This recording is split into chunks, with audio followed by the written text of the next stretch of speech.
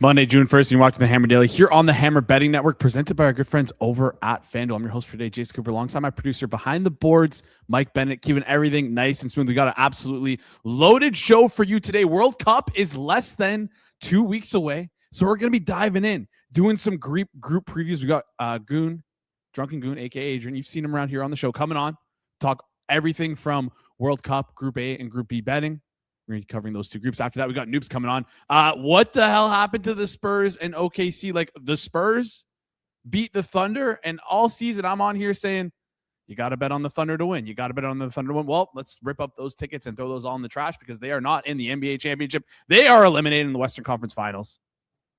And the Spurs, Victor Wembanyama, I can't believe I passed up an opportunity to bet on like the greatest basketball player maybe of all time. He looks incredible.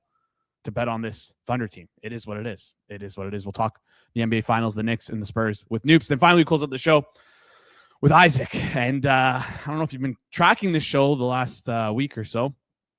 Isaac and I, we have a little bit of a bet going on. Loser has to be the winner's butler for the day. And for some reason, I have to go opposite of Isaac. Isaac is up like 12 units so far, I think that's what it is. I don't know if we can get the butler tracker on screen here, but Isaac is absolutely killing me. And I'm just... he's up 11.9 units. I'm dead. I'm dead in this. He's been killing it. I don't know what to do. It's unfortunate. But, yeah, excited to get into today's show. Excited to be Isaac's butler because I don't think there's any way. I don't think there's like enough matches for him to bet on for him to go down below and lose units. Not that I want him to lose units, but, yeah. Anyways, excited to get into today's show. Had a crazy weekend. The French Open's been absolutely insane. OKC Spurs, absolutely insane. Tons of sports. We're going to cover it all here today. Before we do that, before we bring on Adrian and talk some World Cup action, the Hammer Daily is brought to you by FanDuel. Baseball fans, the MLB season is in full swing, and FanDuel is giving you a chance to call your shot with daily dingers. Joining the action is easy. Just make your free pick on who's hitting a home run in their game. And if you're right, you'll get a profit boost to use on your next bet for a chance at extra winnings. It's just another reason why FanDuel is the home of home runs. Right now, a couple guys I'm looking at. I like Eugenio Suarez versus Luinder Avila. Luinder Avila touched up in his last start. Week opener. It's a good bet at plus 390. Mike Trout, Joe Adell as well, playing in Coors Field. So those are both great looks. Reminder, this is a free pick. So just find someone who has the best odds and pick them. But those three guys I mentioned, I think they're pretty good in terms of their odds, especially Eugenio Suarez at plus 390 at FanDuel, one of the best prices in market if you're just looking for a home run bet. Anyways, are you ready to play your game? Head over to FanDuel.com/forwardprogress to get started. That's FanDuel.com/forwardprogress to opt in to daily dingers and make your free pick on who's hitting a home run today. Play ball and swing for the fences on FanDuel, an official partner of the MLB. Must be 21 plus and present in select states for Kansas and affiliates Kansas are Casino, 18 plus and present in DC, Kentucky, or Wyoming. No purchase necessary. Opt-in required. Bonus issues not withdrawal profit boost token. Restrictions apply, including any token expiration and max wager amount. See terms at sportsbook.fanduel.com. Gambling problem? Call 1-800-GAMBLER. 1-800-MY-RESET. Call 1-888-789-7777. Visit ccpg.org/China, Connecticut. Visit mtgamblinghelp.org in Maryland. Visit gamblinghelplinema.org or call 1-800-375-5050 for 24/7 support in Massachusetts. Call 1-877-8-HOPE-NY. Text HOPE-NY in New York or call 1-877-770-7867 in Louisiana. All right. Our first guest. You know him. You love him. You've seen him on the show plenty of times. Soccer expert, football expert, going on his North American World Tour in a bit to watch a bunch of World Cup games. Adrian Goon, how's it going, my friend? I'm ready or I'm not ready. I'm not sure. Let's find out. Let's dive right into things. We got a Group A betting preview to start things off. I'm excited to get into this with you, Adrian. You talked a little bit about this group previously here on this channel, but let's start with the biggest story of this group. It's Mexico. They're hosting. Currently, right now, minus 142 win at FanDuel. Have been dominant in the world stage in CONCACAF on their run last year. They haven't dropped a friendly so far this year. On paper, they should walk through this group. But Mexico has never been past the quarterfinals, and it seems like they're a shoo-in to win this group. But with the pressure that comes with being a host country, does this make this group a little bit more complicated than it seems? So there's no group of death at this World Cup, but I think this is the group of balance. It's the one where you can basically expect any team to actually win it. They all have a chance. Mexico's the favorite. They have some injuries. They lost their starting keeper, Malagon, to injury a few months ago. They just decided to leave Inter Miami's striker, Bertarame, off their 26-man roster, and they have a couple other issues. Chucky Lozano from San Diego, he's been a bit of a mental case, and he didn't make the roster either. and an earlier injury to Rodrigo Huesca back in the fall. So aside from that, they're pretty good. They have there's been a bit of a youth movement. I'm excited to see Gilberto Mora, who's this teenager that's kind of busted onto the scene at the Gold Cup, and he's basically holding down their midfield right now. He's yeah. Sorry, go ahead. No, go ahead. You're going to say something. Sorry, I didn't want to cut you off there. Yeah, he's just one of these young guys that could kind of reach out and find a club, top-notch club, and move on to bigger and better things with a good tournament. There is a lot of pressure on Mexico. It's their third time hosting the World Cup. Like you said, they never got past the quarterfinals. I don't think they have a dream of getting past that stage this time around, but they should be able to take care of business with home cooking, and they do not want to finish second because that would be a quick turnaround for 4 days between games and going to LA. Still a home game for them, but they want to win and get that round of 16 game against England at home at the altitude. Yeah, it's going to be key for them to win this group. How far? I know you mentioned that you don't think they'll make it past the quarterfinals here, but how far do you think this Mexico team can go? I know it's super hard to predict this stuff because we don't know what the bracket's going to look like. Like there's so many moving pieces.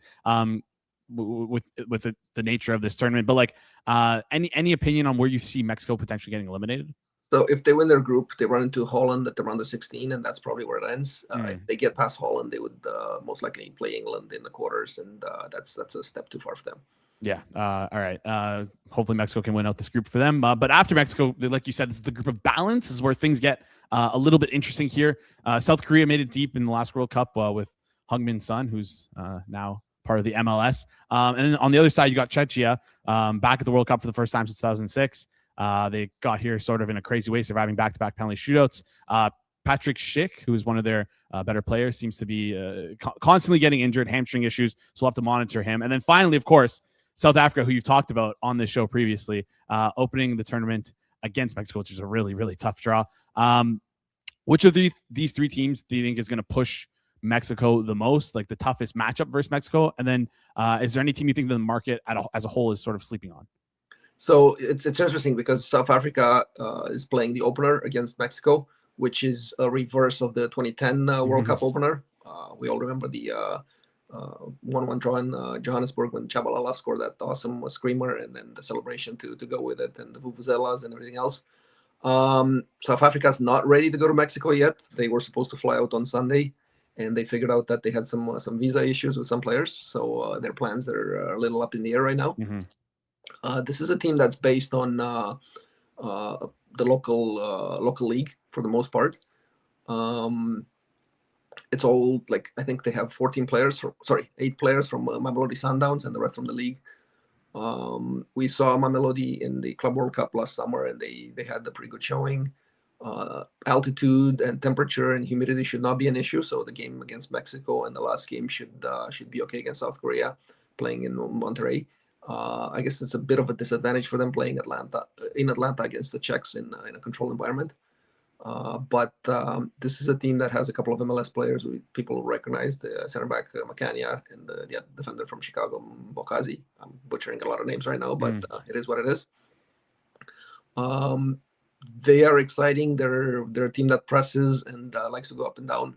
They overcame Nigeria in the qualifiers, so this is not a pushover for any reason, but still should probably come fourth in the group.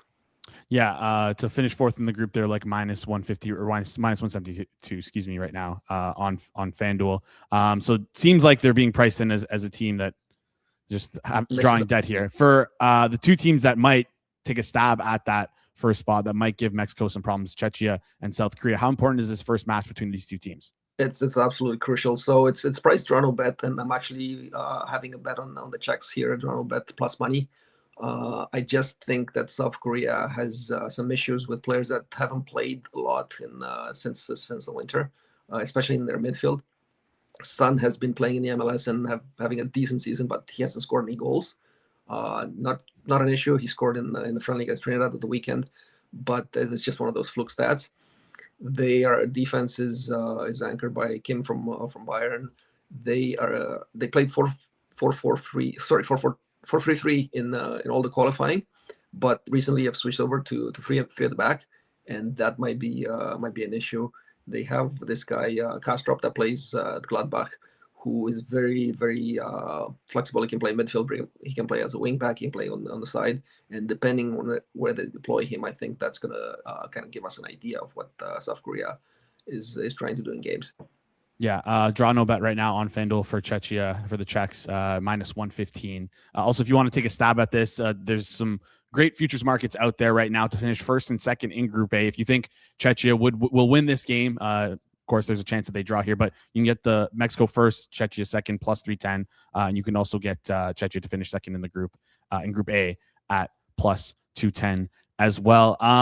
Walk me through. Quick. The other bet I have in the group is, like we said, the 154. I'm leery of finishing last, but I have South Africa under 2.5 points, minus 110. Okay, South Africa under 2.5 points, minus 110. Maybe they can. Hopefully, they don't steal a win from a team. But the draws will be okay. The win with Khaled. So that's a little scary there. All right, talk me through this group then. I want to know how you see this exactly playing out. Of course, like we talked about, this South Korea Czechia game might decide second place. Give me your exact finishing order.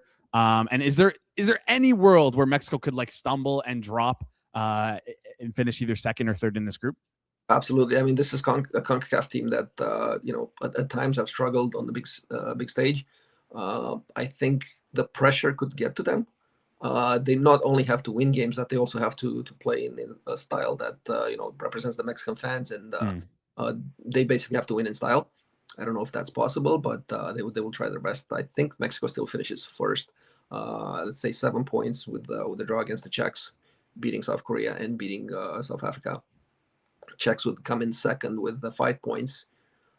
Koreans with 2, and South Africa with 1. So 2 draws for the Koreans against. A draw against the Czechs, possibly a loss, and probably South Africa steals the points from them. All right. It seems like Korea is drawing dead here and finishing third, and going to have a tough matchup in the elimination stage. All right. That's it for Group A. Let's move on and talk Group B. I think this is the most fun one for us to talk, this Group B betting preview here, because we're Canadians. Like we love representing our country. We love our country here. The biggest issue for this team is going to be Alphonso Davies' health. We know that he's not going to be playing for the first match. We don't know if he'll even play a match for the team.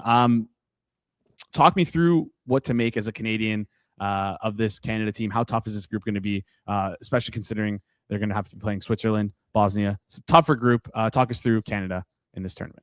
So I had bigger expectations for Canada 6 months ago. The goaltending hasn't been great in the 2 guys playing in the MLS. They've struggled, and whoever plays, they might raise their game for Canada, and that would be awesome. But based on their current form, don't expect a lot. The defense have had injury issues. We know Davies has been out. Johnson on the right side has been out. Bombito hasn't played a game all season. He appears to be ready, but you don't know until you have that first game, and how you survive the first, especially coming back from a broken leg. It's a mental thing, right? They've made some interesting roster choices. I was expecting Priso to make the roster, and he didn't. If Waterman plays, we're in trouble. The midfield is in great shape. No issues there.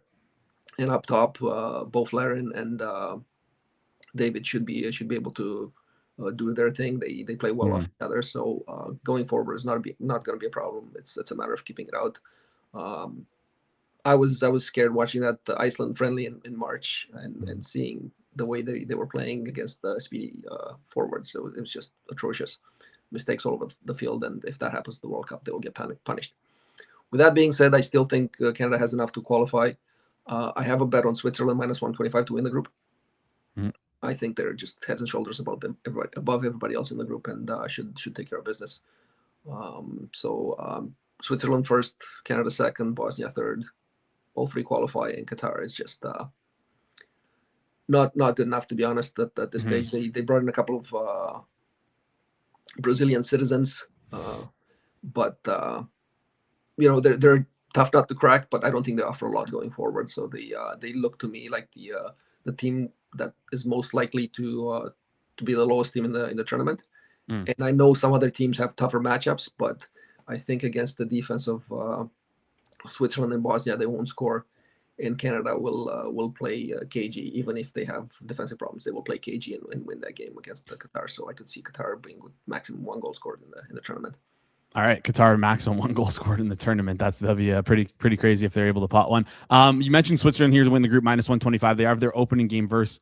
They have the match versus Canada here. It's going to be in Canada. Are you like worried at all for this Switzerland team just facing Canada on home soil? It's the last game in the group, so there could be rotation from both teams depending on where they stand based on points accrued.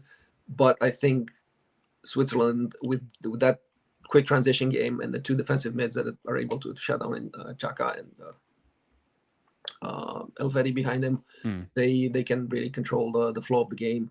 And then Bolo against especially if Bombito's not there, and Bolo is hard to contain, and they have a couple of wingers in Dan and Doi, and I can't remember who was playing on the other side.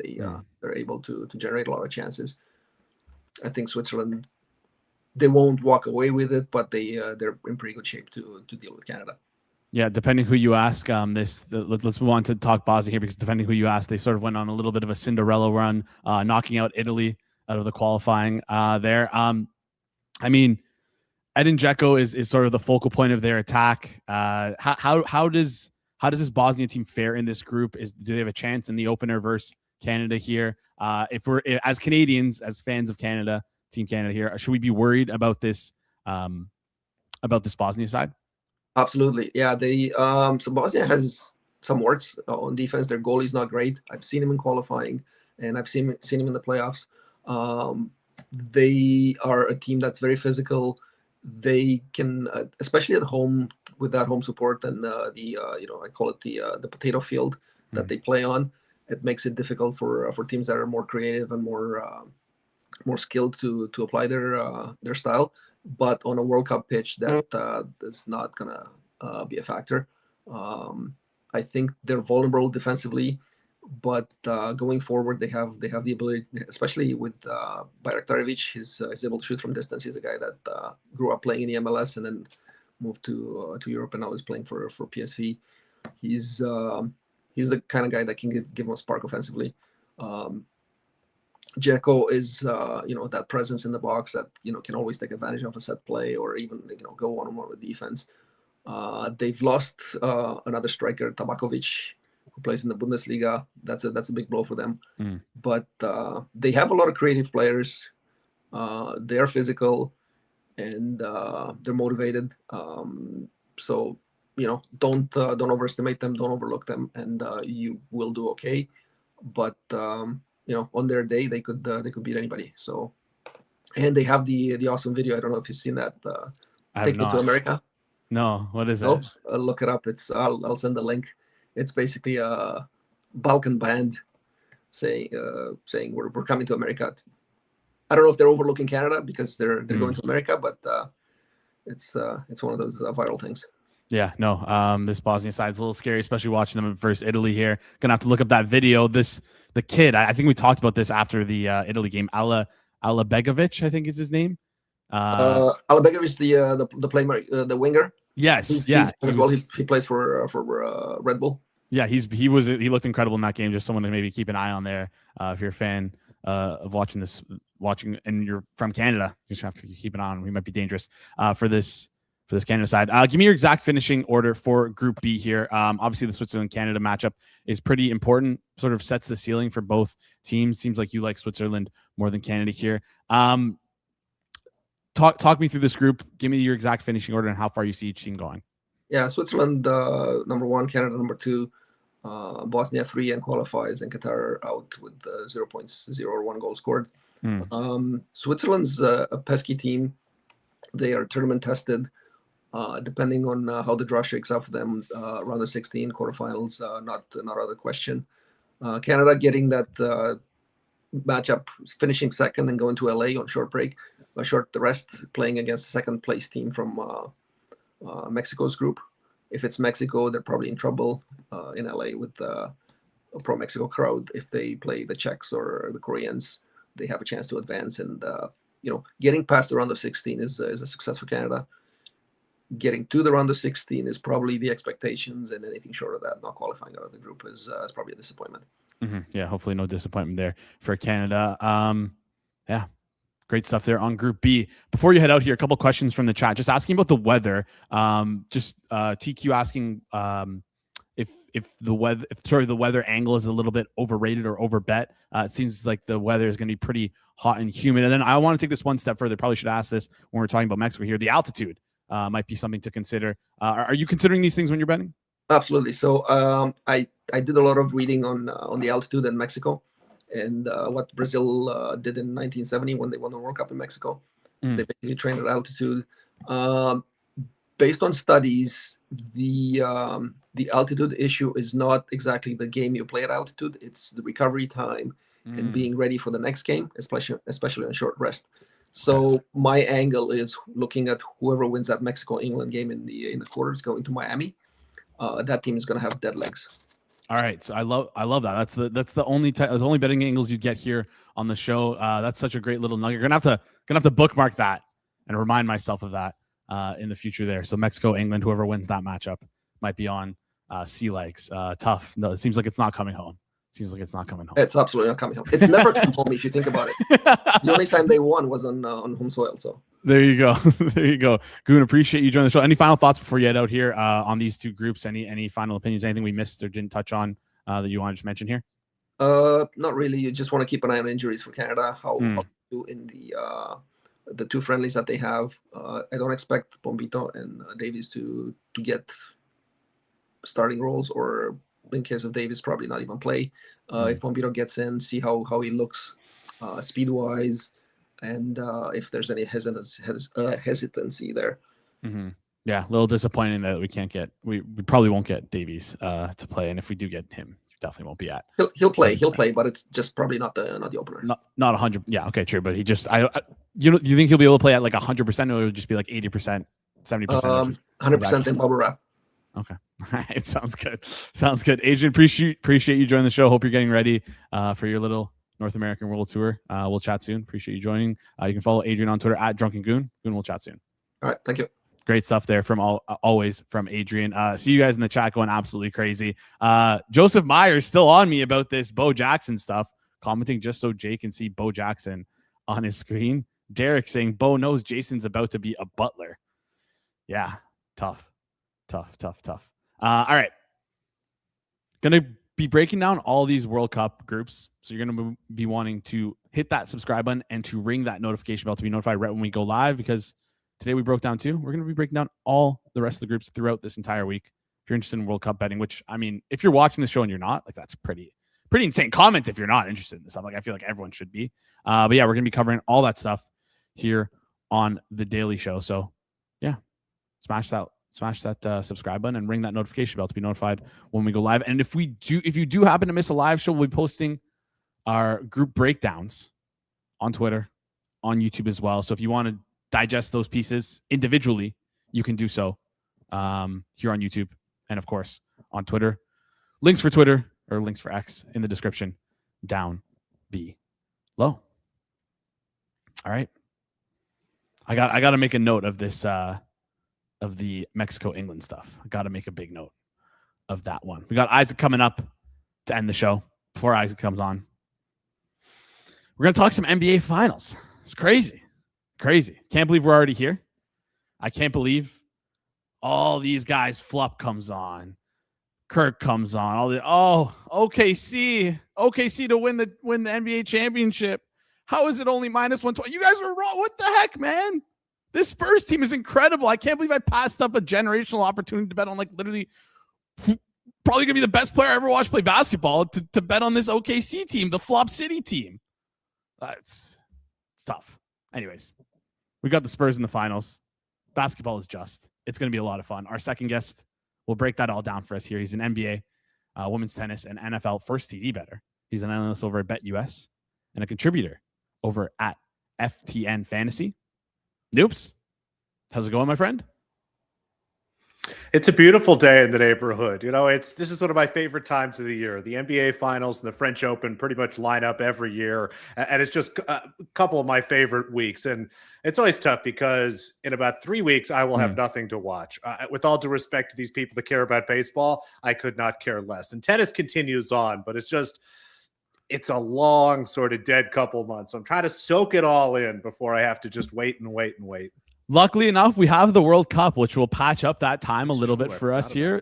Yeah, the World Cup is going to be a lot of fun. And I mean, this next week, not this upcoming weekend, but next weekend is going to be absolutely insane with the amount of overlap we might have with NHL Game 6 or 7, NBA Game 6, World Cup starting, UFC going on. Like, it's like block off your calendar for the weekend of the 13th here, because it's going to be pretty insane. All right, you mentioned the French Open off the top. I was gonna get to it at the end, but it's just been so crazy. It feels like it's been front of mind for me with how many days off we had of the NHL and I guess 1 day off of the NBA. How crazy has this French Open been for you? It's been absolutely wild, and I think it's a reminder to everyone maybe how incredible Rafael Nadal was and how incredible Iga Swiatek was for a little while ago, as well as Alcaraz. Like, the dominance of those guys have basically gotten us all to forget how crazy this tournament is every year. Now, on the men's side, of course, it's somebody playing Nadal, but there was a lot of crazy upsets throughout the year. And I think now that we have Alcaraz injured, Djokovic is basically over the hill at this point. Sinner coming in off one of the most incredible runs any tennis player has had. I think people really underestimated the fact that he won something like the last 5 or 6 tournaments coming into this, which means he's been playing tennis 6-7 days a week for 3-4 months. And it's tough for to build it up, but it's been wild. The matches are always great. This is still probably my favorite major because I just love the style that clay offers, the ability to get us watch these guys really play tennis, to see rallies. Yeah, no, it's insane. Also, like, just looking at Sinner, before we're heading into the French Open, I was looking back to see the last time he dropped a set, and I believe it was like in late February. So it's like he's just been absolutely dominant, absolutely insane here. And then, of course, he lost, and the whole Twitter world blew up with Fosen and all that stuff. But yeah, we can table that talk for when Isaac comes on. Let's talk some NBA Finals here. Knicks been incredibly dominant on their run, but a lot of critics. They're saying this team hasn't beaten anybody. Listen, they can only play the guys who are in front of them. On the other side, San Antonio has dealt with so much attrition with Wemby missing games, Wemby being suspended for a game, being down twice in the series against OKC and clawing their way back. How much do you weigh this dominance sort of the Knicks versus the adversity of the Spurs had to play? And how do you think each path that these teams have faced shapes this series? It's kind of a tale as old as time, at least during my lifetime. The Eastern Conference tends to have one team that kind of runs through, beats up on everybody, while the West is all these really incredible teams. For whatever reason, the concentration of talent on the West has always sort of been better than the East. And this year, especially with some of the injuries and teams struggling at the end, what I've seen is an incredible level of growth from both teams. Now, the Spurs, specifically, what I've seen from them is the younger guys understanding the flow of these games, how to sort of control their efforts. Steph Castle specifically, I think, has learned a lot about how to manage his usage and things like that. Wembanyama has learned a lot about physicality. But the Knicks, for me, and I know that the opposition they face is obviously less than what the Spurs have faced, but the Knicks have really grown as a team here over the last couple of weeks. It's a team in New York that throughout the regular season, I don't think anybody really talked about the Knicks in the same sentence as the Spurs and the Thunder and even the Nuggets or, the Celtics or the Pistons. When we were talking about them quite a bit, it was always like, oh, the Knicks have talent. They're really wishy-washy during the regular season, but it's really all come together. Michael Bridges almost overnight has remembered how to play basketball. OG Anunoby is reminding everyone and teaching people who really don't know how good he is, just how unbelievably talented he is as a defender, as an offensive player. And Karl Anthony Towns in the playoffs, he's just a different guy. So I think for the Spurs, I've seen them grown up a little bit. I haven't changed my rating on them too much. I mean, I've increased it a little bit, obviously, given what's going on. But the Knicks specifically, I have increased their rating in quite a significant way, given how much better they've been in this postseason, the way they've problem solved during this postseason. Yeah, no, and there's a specific name you mentioned there as well in the Knicks is OG Anunoby, who we're familiar with here in Toronto, being from Toronto. It seems like that's going to be the primary matchup, Wemby versus Anunoby. How do you feel like his defensive play might slow down, if it's even possible to slow down Wemby in this series?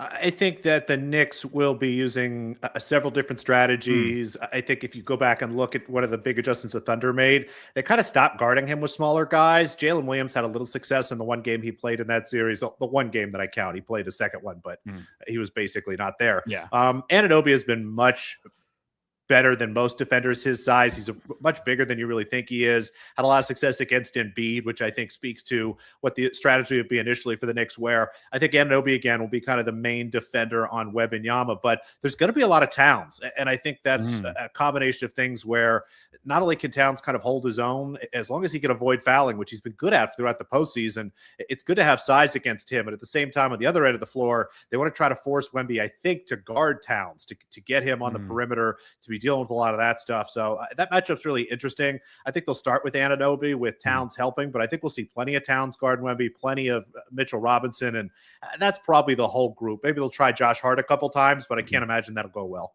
Yeah, something to maybe focus on for game one is to see how Wemby or how the Knicks decide to what they throw at Wemby here. Speaking of game one, New York technically has the rest advantage, but it's going to be 4 days after game 7 for the Spurs to play. So does that kind of like mitigate the rest advantage with the tip-off being on Wednesday? And what are you looking for in particular from this game 1 matchup? So is there going to be a rest advantage here, and anything you're looking for specifically from the Spurs or the Knicks outside of obviously the way they defend Wemby? Yeah, the Spurs, again, get a little mitigation because they have 4 days. Also, it's a very young team. But I think the time off really is going to be good for this Knicks team who, again, has had some time to practice, to run through a few things. And not that I think they assume they were playing the Spurs versus playing the Thunder, but they probably spent a lot of that time working on Wemby stuff. And I think that really matters. As for game 1, I'm really curious to see the Knicks offense against the Spurs defense and what the Knicks do in terms of trying to push the offense through Brunson, through Karl-Anthony Towns, or Michael Bridges. Bridges has been a really interesting hub of activity. And when you look at the Spurs team, they've got Steph Castle to throw on Brunson. That's about as good of an option as you have to guard Brunson. Towns is going to be guarded, I think, primarily by Wemby. And again, we'll see kind of how things change there. So how do they develop kind of those extra pieces? Is it going to be a lot of stuff run through Bridges? Are they going to try to run offense through Towns to keep Wembanyama kind of on the ball? And, it was something the Thunder did really well. Instead of keeping Wemby away from the ball, so he's sort of lurking in the after effects, let's bring him into the action early so we can kind of know where he is on the floor and take account for him. So that's really what I'm looking for. As far as that line, I've been staring at the Knicks. I haven't bet them plus 4.5. I have a little closer to like 3.5 and still weighing a couple things. Curious to see if it does sneak out to 5, since the Spurs are getting a little bit of love here at 4.5. But I think that's going to be the big thing for me. How do the Knicks approach attacking the Spurs defense, which has been probably one of the most underrated units in the NBA all season? Yeah. This game 1 here, like you mentioned, Spurs minus 4.5, minus 118, minus 196. It seems like you said we might be hitting that 5.5 range. Before we get into any predictions on this series, any series props you're eyeing, whether it be the spread, total games, or heck, like even individual player props, like most points in the series, where I see Wemby at minus 175, and it's like feel like I should click that. But yeah, talk me through what you see in terms of series props. Yeah, a couple interesting ones, and we'll get to the series price again. We can talk about that explicitly. And I do have an NBA Finals MVP bet. But if you look in the series leader markets, Jalen Brunson to make the most threes is some really nice prices. Our friends over at FanDuel, I think, have this as high as plus 400. I like this quite a bit. Now, I have Brunson favored to win the market. I'm not saying he should be minus 110, minus 150, somewhere in that range. But when you look at 3-point attempts and kind of way I expect the series to play out, Vassell and Champagny are kind of the two favorites, if you will, around plus 250-ish in that range. Then Brunson is kind of third. I would have Brunson ahead of both of those guys, especially given what I expect from a matchup perspective, Brunson to have to shoot more threes in this series. And then Vassell and Champagny have been the guys that have sort of benefited from maybe some weaker defenders in terms of wings for the Thunder and things like that. Bridges and Anunoby are going to spend plenty of time on those guys. The Knicks do give up a decent amount of threes, but they're good about funneling them to certain players. So I like Brunson to make the most threes here. I would have, again, that closer to like 225-ish, somewhere in that range. So that's probably my favorite series prop going in. All right, Brunson to make the most threes plus 400 plus with Vassell and Champagny. Obviously, they'll probably eat at each other with how many threes they're going to be attempting a little bit on the court. So, all right, you mentioned MVP. Let's talk series price first. Anything you like in terms of series prices for this? Spurs minus 205, Knicks plus 172. Is this right? Is this where it should be? I don't think so, and it pains me as a Sixers fan to say this. I like the Knicks at this price. I've played some Knicks. I got right around 175, 180 to win the series. I think the Spurs should be favored. I really do. I think that Wembanyama is probably the best player in this series. Their depth is really fascinating, the athleticism for them. But this Knicks team is being underrated for whatever reason, and it's hard for me to tell if it's people taking in too many priors from the regular season or just kind of overestimating Wembanyama for whatever reason. But I would have this closer to like 140 either way. So I did play some Knicks plus 170. Again, from a matchup perspective, I think Towns is really being underrated in his impact here, as well as Mitchell Robinson. If you go back and look at the 3 games they played, the 2 Robinson played in, he was like +9, +10, and pretty limited minutes coming off the bench. I think his offensive rebounding is going to be huge here. So I played the Knicks to win the series, as well as Knicks 4-2. Seeing that price around, I think, +500 or so. I really like that quite a bit. It feels to me like this is Knicks in 6, Spurs in 7. I'm going with Knicks in 6. So I took the Knicks to win the series and the Knicks to win the series 4-2. All right, Knicks to win the series 4-2. Knicks in the series. This Spurs team is going to be a dynasty if it's not already one, but maybe not yet. We pause for 1 year and maybe look at them next year. You mentioned you had someone for Finals MVP. You had a pick here before you head out. Just quickly before you get into your pick, I'm just curious if Wemby has any MVP equity in a Spurs loss. A little bit of research. The only player to ever win an NBA Finals MVP and lose in the finals is Jerry West of the Los Angeles Lakers back in 1969. So does the trophy just follow the winning team? Wemby's like so prolific and so good. Is there a chance that he has some equity in a loss in the MVP market? No, I really don't think so. It's such a hard needle to thread where Wembanyama is so good. He's the MVP even if they lose. And they lose with him playing that well. The Jerry West thing, you have to go back and look at the history of that. Jerry West and that Lakers team basically went into the finals and got punked by the Celtics year after year after year. And I think that the media voters at that time just looked at it and went, West was incredible. We got to give him something here. He's never going to win the goddamn finals. Let's give him a finals MVP. And if you hear West interviewed about it, it was like one of the most horrible moments of his life because he really thought he would never get over the hump. Of course he does. And it's a great reminder. Human beings vote on this. The NBA Finals MVP is voted on by, I think it's about 10 to 12 guys who have 30 minutes after the final game of the finals ends. So just before the game ends, they kind of alert the 10 to 12 guys, hey, start voting. You got 30 minutes after the game ends.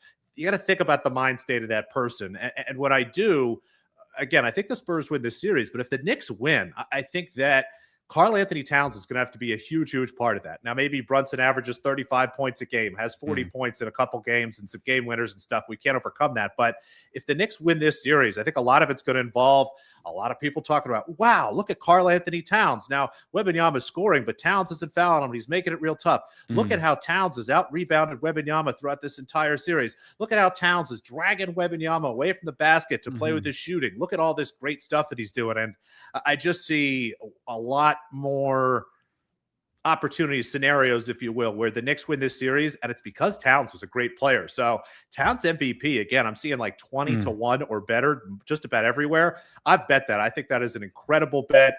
Again, Brunson and Wembanyama should be the favorites, but this is not like the NFL where it's going to be one of the QBs. There is a real third option here, and I think it's Towns, and I think the market, again, is very much underestimating his chances and the Knicks' chances. Yeah, of course. And plus, like you mentioned, if he is going to be on Wemby, if he's not going to be fouling here, it's going to be like sort of zoomed in. Like the matchup is going to be zoomed in on Karl Anthony Towns and Wemby. So many eyes are going to be focusing on that. We tried to pin that in the Western Conference Finals by taking like Chet Holmgren to win Western Conference Finals MVP. Oof, that was bad, but Chet Holmgren's a little bit different here. Karl Anthony Towns is obviously an incredible player. But yeah, 22 to 1 seems like a very audacious price here. That's why I wouldn't listen to myself about basketball. I listen to you about basketball. Noops, appreciate you joining the show. You can follow Noops on Twitter. Link is in the description down below. Before you head out, Noops, any final thoughts here on the NBA or the NBA season, this NBA Finals? What's like, with us being in the finals, when you look back, like what's been sticking out to you most with this NBA season? Or are you just happy to sort of like, get out of this hill and take a little bit of a summer break before we're back on the NFL? I'm going to miss it. This has been one of the best NBA seasons of my entire life. The quality of play has been incredible. To see Wembanyama, to see this Thunder team, to watch Nikola Jokic, to get to watch some of these just like incredible scandals and goofy things that we've had go on. to have the league be so good that we barely talked about Anthony Edwards this year, that we barely talked about Steph Curry, who, again, was hurt for a lot of the season, but was really fantastic. I mean, it's just... I am so happy with this season for the NBA. It feels like the dialogue, especially on a lot of the TV and major games, has changed. It's a lot more positive. The league is as good as it's ever been. We just watched one of the best series I've ever seen in my life. And I think we have a chance here for this to be incredible, to watch a young Spurs team go against the New York Knicks, one of the marquee sports franchises in the world, not just the NBA, in the world, to have to see this finals. It's going to be fantastic. I think this is really the cherry on top of what has been a delicious Sunday of an NBA season. Yeah, going to be a lot of fun to watch this finals. Noops, appreciate you joining the show. You can follow Noops on Twitter, like I mentioned, _Noops. It's _@_Noops on Twitter. Noops, appreciate you joining the show. We'll chat soon. Love you, Jay. Best of luck until we talk again. Appreciate you. Thank you so much. I freaking love Noops, man. He's the best. Is he not the best? Like, I don't like picking favorites. I'm not picking favorites, but he's one of the all-time guests here, especially in terms of basketball. I feel bad for Kirk because like we have Noops going head to head against Kirk on this stuff. It's like, how does Kirk even stand a chance against a guy like Noops? Noops is incredible. Anyways, appreciate you guys joining the show. We got Isaac coming on in just a second. Quick reminder, though. We got Circle Back live right after this on the Circles Off YouTube channel. You're going to want to check it out. A lot to talk about there with the Spurs to cover. Is that a misclick? I don't know. I got a lot to say. Jeff Feinberg, I don't know if you heard him dying of laughter in the background here. A lot to talk about there. I'm going to be on it with Jeff and Rob and, of course, Jacob. You're going to want to tune in because I have a lot to say about that. Pretty interesting stuff. And then finally as well, before we bring on Isaac, I know you guys like to watch this show every day live, but if you ever miss it live and want to watch it after the fact, let's say you're driving home, you don't want to use too much data, we're available on Spotify and Apple Podcasts. Make sure you rate and review 5 stars if you ever do listen over there. And if you got time out of your day, why not just head over there and rate and review anyways? It goes a long way for us. So, yeah, rate and review. Doesn't have to be 5 stars. Give us your honest review. We'll read the reviews. Maybe that's what we'll do. Honestly, listen, it's almost the off season. Well, not the off season, but like we might hit a point after the World Cup where there's like not too much to talk about. Maybe we go through our Spotify reviews and read them. Maybe that's a segment we got to consider. We need you guys to review it, though, to be able to do that segment. Anyways, let's get on with the rest of the show. I honestly don't want to do this part because I feel like I got screwed. I got screwed in this. We're going to be talking French Open with Isaac. And the loser of our challenge has to be a butler for today. It seems like I'm going to be a butler for today. So anyways, let's bring on Isaac here. He is a responsible gambling advocate. Likes to write articles about gambling. You've seen him on Circle Back. You've seen him here on the show. A tennis bettor, but only men's because he doesn't understand women on or off the court. Isaac, how's it going, my friend? How's it going, Jason? Good to be here. Good. I love the studio. Hammer has done well paying for your new little studio in the apartment. Dude, I just got off the plane. I literally landed an hour ago. I'm straight from the airport, finally back home. It's good to be back. Had a good time at my friend's wedding. I missed what did Noops give out? Because I'm always looking to tail those. Tough one to follow. Noops gave out a couple things. Jalen Brunson's having the most threes in the NBA Finals, plus 400. He likes the Knicks to win in 6. Knicks for 2 exact series, and then Knicks also just to win the series itself at around plus 172, I think is what it was here on FanDuel. Knicks to win 4-2 as well, plus 490. Who's the favorite? Who's ahead of Brunson for most threes? Is it Vassell? Vassell and Champagne are split at plus 280 each. I mean, I might have to right after this ends. I might have to go ride some Brunson right there. I love that from Noops. There we go. We'll dive deep in on that, and then also Cat to win MVP plus 22-1. So I know you love your long. So there we go. I mean, look, 22-1. I'm never going to say no. Of course not. Of course not. If you can see it happening, you're going to bet it. I guess that's only 100 to 1s. But anyways, let's get into quickly. This tournament's been insane. What has been your thoughts on this tournament so far? And now that we've seen a lot of upsets early in the tournament, but now that the weather's sort of gotten a little bit cooler, do you think we might see less upsets now? Oh, Jason, elite ball knower here. This guy's been in the lab. It's actually funny. I was literally talking with someone like a few minutes ago about this because we were trying to sim out like who's looking good for the rest of the tournament. And what he was telling me was that it was really tricky because obviously not only do you have all of these underdogs and kind of the people you wouldn't expect to be here, but that, yeah, the conditions have basically totally changed. So it's gone from hot to much cooler. So I'm not going to pretend like I'm 100% an expert. I've been watching a decent amount, but I did just come back from a wedding, so it's tricky. I don't really know. I don't really know what to make of it, to be honest. Mm-hmm. That's all right, but that's good because if you don't know what to make of it, sportsbooks might also not know as well. So it's again we're fighting the same battle here, both on both fronts from the sportsbooks perspective and our perspective as well. There's a couple bets you like that you mentioned to me. The one you want to let's start off with the money line bet for tomorrow. Match seems like it's at 9 a.m. Yeah. I mean the times are a little bit tricky, but this one's for tomorrow. I mean, look. If you've been watching, you guys know what it is. We're fading Alexander Zverev. We're on Rafael Hodar money line. Did I just cut out for a second, Jason? Your video's frozen. It's kind of hilarious, but you can keep going because we can hear you. Okay, incredible. There we go. We're back.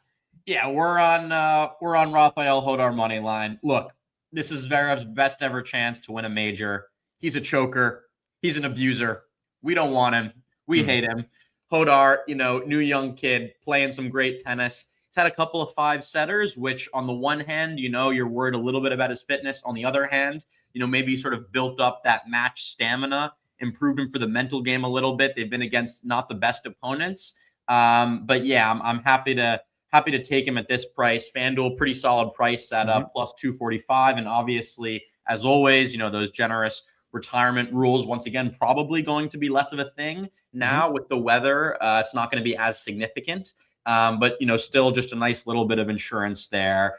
And yeah, I think after this match, if Zverev is to come through, we might have to go all in on Zverev not winning the tournament. But for now, I'm content with taking Hodar on the money line here. All right, Hodar on the money line plus 245, and of course those. The retirement rules are important because I will be summoning my Etsy witches to be pushing towards a Zverev. We'll call it like not an injury, but like let's say just a walkover. He's just gonna have to miss the match for cramps or whatnot. If Zverev wins a major, I've said this for basically like the last maybe 10 years. The day Zverev wins a major, if it happens, might be one of the worst days of my life. Like it's gonna be really bad. I was at this wedding. We had a great time. Good college friend of mine. And, PSG won.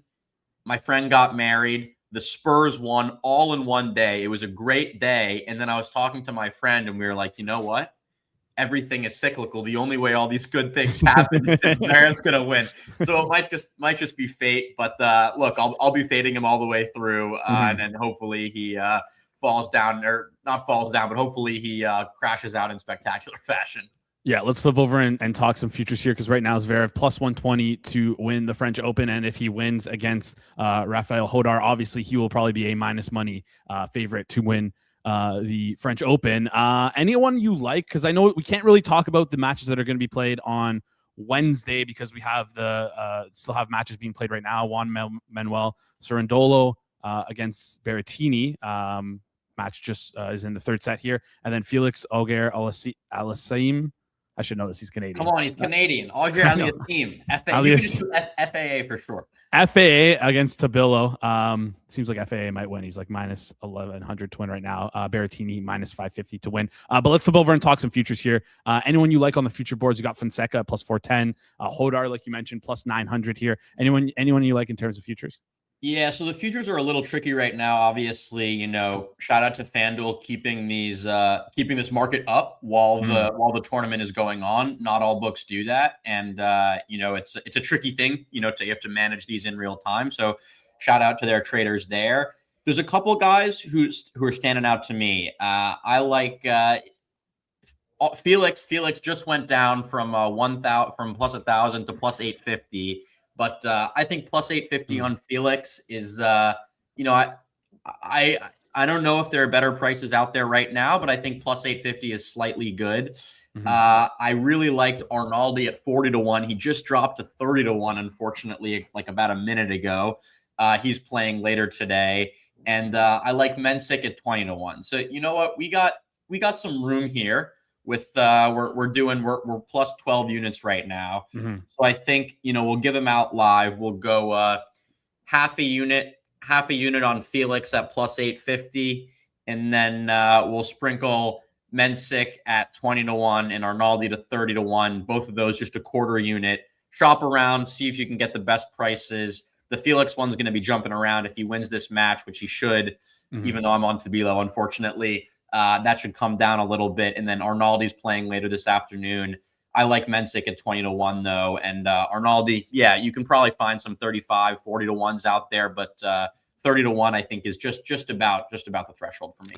Yeah, I'm looking around at some other sports books right now. Arnaldi is 26-1 at this unnamed sports book. You can get them at FanDuel at 30-1. Mensick is 14-1. You can get them at 20-1 on FanDuel. FAA is 8-1, which is you can get 850 on FanDuel. So yeah, make sure you shop around. But it seems like of the books that have this stuff up, FanDuel is where it's at.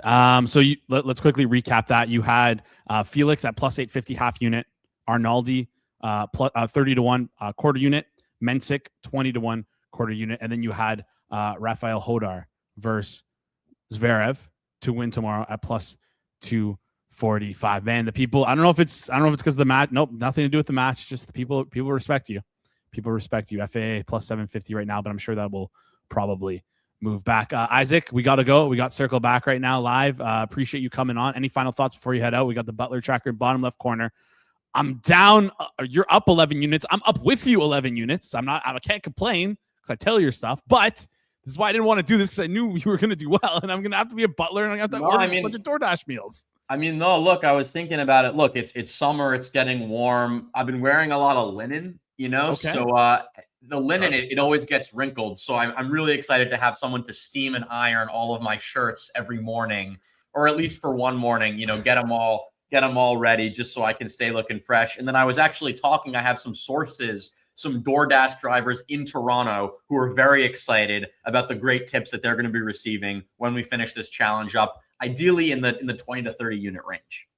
Oh my goodness. All right. Well, we're going to be there if any of these futures you gave out end up winning, probably hit that range. It seems like impossible for me to win now, which kind of sucks, but you never know.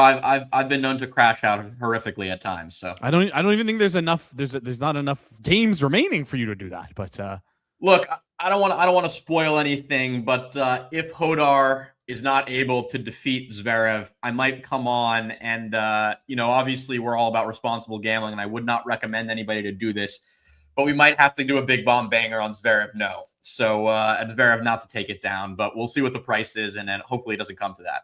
But I'll give you a shot at least to maybe get your money back. I appreciate that. Even though we're not our bet is like a friendly bet. There's no money exchange, and I've been tailing everything you've been giving out. So anyways, I'm just excited to have you come to Toronto and be your butler. It's gonna be there we go. I'm excited for you. All right, Isaac. Appreciate you joining the show. You can follow Isaac on Twitter at RoundRobin42. Isaac, we'll chat soon. Have a good one. Adios. Great stuff there from Isaac. As always, you freaks are piling on FAA. Oh my goodness. If you didn't get in earlier, maybe if you didn't get in live here on the show, maybe take a break and come back, because we might see that come back. Yeah, plus 650 right now. We need it at plus 850. And Mensick at 20-1 and Arnaldi at 33-1 now. So it's all over the place. It's all over the place. So yeah. All right.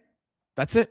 That wraps up today's show. No dog of the day here. We gave out a lot of bets today. We got to head over to Circle Back. You're going to be redirected there right now when we head out. Appreciate you guys tuning in. Shout out to our good friends who joined us for today. Shout out to Goon. Shout out to Noops. Shout out to Isaac. Shout out to Mike, keeping things nice and smooth. Shout out to you guys for watching us through the whole show. Yeah, Connor, linen. Isaac does know ball. Linen is the key. Maybe I wear the linen this Friday. Appreciate you guys tuning in. That's it. That wraps up today's show. This has been the Monday, June 1st edition of the Hammer Daily here on the Hammer Betting Network, presented by our good friends over at FanDuel. We'll see you guys right here tomorrow.